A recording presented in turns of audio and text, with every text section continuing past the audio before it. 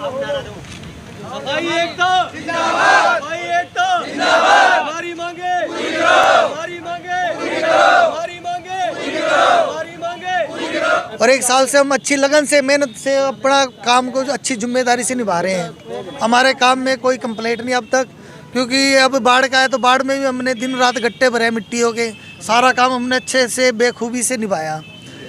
अब हमने कहा कि हमारी सैलरी सर बढ़ाओ, थोड़ी इंक्रीज कर दो बस। इसके लिए हमने बात करना चाहिए भी, चलो भी अब नया साल आने वाला है, नया ठेका उठेगा, बात होगी तो इस विषय में हमने बात करना चाहिए।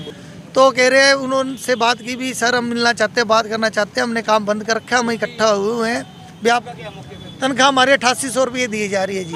तो इसलिए हमने कहा था भी, पहले हमने कोरोना में काम किया था जब 13,500 रुपये हमें दिए जाते थे। हम चाहते भी 13,500 तो कम से कम हम दिए जाए, ताकि हम अपने बच्चों का पालन पोषण कर सकें। क्योंकि हम बाइकों से कोई 10 किलोमीटर से आता है, कोई 15 किलोमीटर से आता है, कोई 40 किलोमीटर से भी आ रहे हैं। अब हमारा तेल में भी नहीं पड़ रहा। पहले कहा था भी तुम्हारी सैलरी बढ़ेगी, ले अब भी कह रहे भी तुम्हारी सैलरी नहीं बढ़ी, तो हम 8800 में हमारा पड़ता नहीं पड़ रहा है भी। कम से कम हमें दियो। झाड़ू हम लाते हैं 80 रुपये की झाड़ू बनती है हफ्ते में 1 बार, महीने में 4 बार कम से कम हमें झाड़ू बांधनी पड़ती है। और अगर हम ड्यूटी पे नहीं आते, हमारी एब्सेंट लगा के हमारे 300 कुछ रुपये काटते हैं, हालांकि हमारी दिहाड़ी इतनी बनती भी नहीं है। तो हम काम करते हैं ना, नई भर्ती को हम काम करने देते भी। काम तो हम कर लेंगे, लेकिन हमें काम तो हम ही करेंगे अगर नई भर्ती नहीं करने देंगे, लेकिन हमें सैलरी बढ़ा के दें, बस हमारा यही है जी। और संडे को छुट्टी चाहिए।